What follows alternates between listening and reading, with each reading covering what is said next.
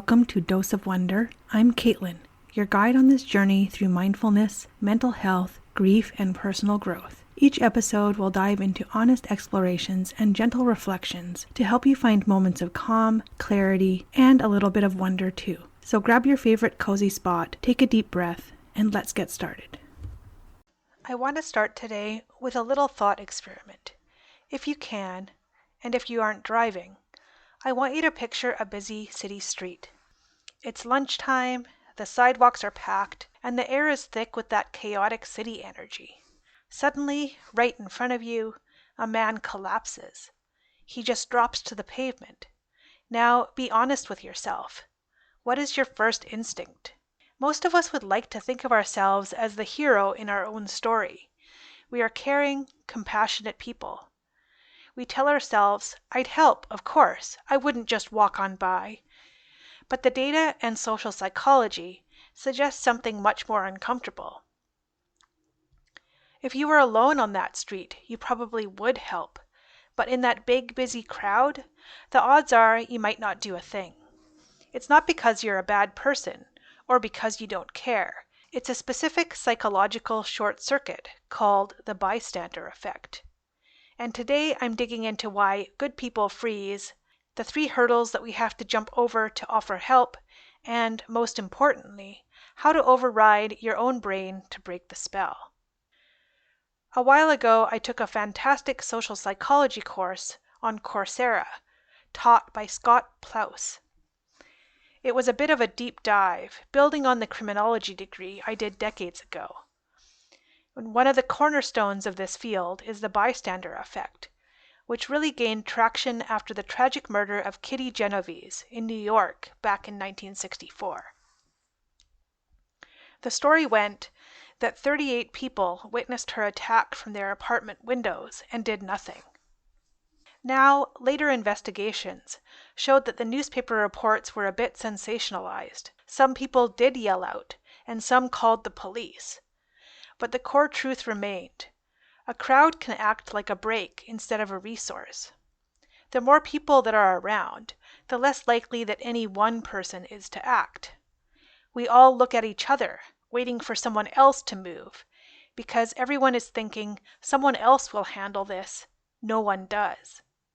According to psychologist David Myers, there are 3 hurdles you have to clear before you'll ever offer help. If you trip on even one, you'll just keep walking. Hurdle 1, noticing.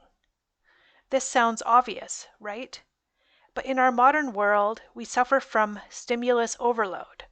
We have our headphones in, we're looking at our phones, or we're just wrapped up in our own internal monologue. You can literally walk right past a person in crisis because your brain has filed them under scenery. Hurdle 2, interpreting. Real life doesn't have dramatic movie music. Is that person on the park bench having a heart attack, or are they just napping? We hate looking foolish, so we look to others for cues. But here's the pluralistic ignorance trap. You're looking at me to see if I'm worried, and I'm looking at you to see if you're worried. We both put a calm face on to avoid embarrassment, and so the entire group collectively decides it's not an emergency. Hurdle 3, assuming responsibility. This is the big one, the diffusion of responsibility. If it's just you and me, the weight of helping is 100% on my shoulders. But if there are 100 people around, I only feel 1% of that weight.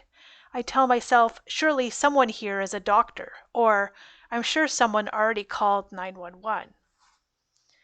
I experienced this myself about a year ago. My husband and I were in the park near our house when we saw a man passed out. It was a strange sight. His upper half was on the grass, but his legs were stretched out right into the road. We stood there trying to assess the situation, and we watched as couple after couple just walked straight past him. They looked at him, but just kept going.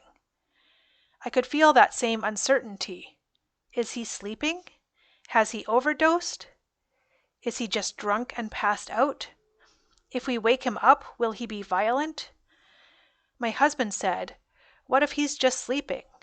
That classic fear of being embarrassed or wasting the paramedic's time. But I looked at him and I said, "If he's just sleeping, that's great. But we should call so he can be assessed. We can help this guy." We broke the spell. We called 911. It turned out he had just passed out, but the relief of knowing he was safe far outweighed the silly feeling of making the call. So, how do we stop the bystander effect? If you are the one in trouble, do not yell, "Somebody help me."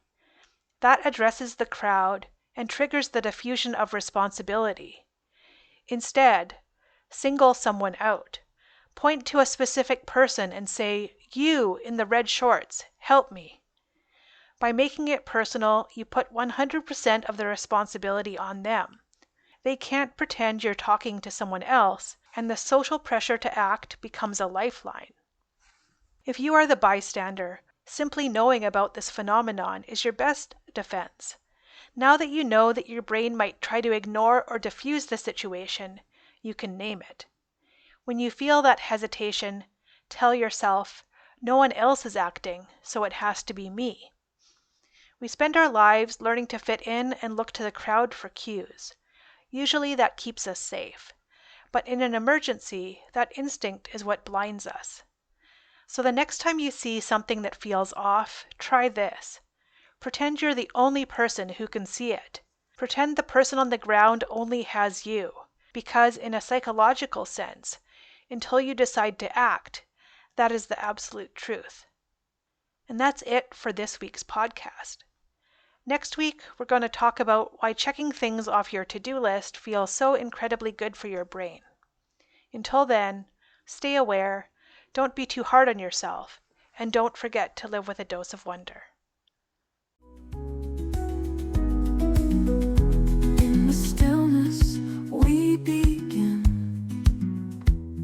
with stories stitched in softer skin. A spark, a sigh, a breath of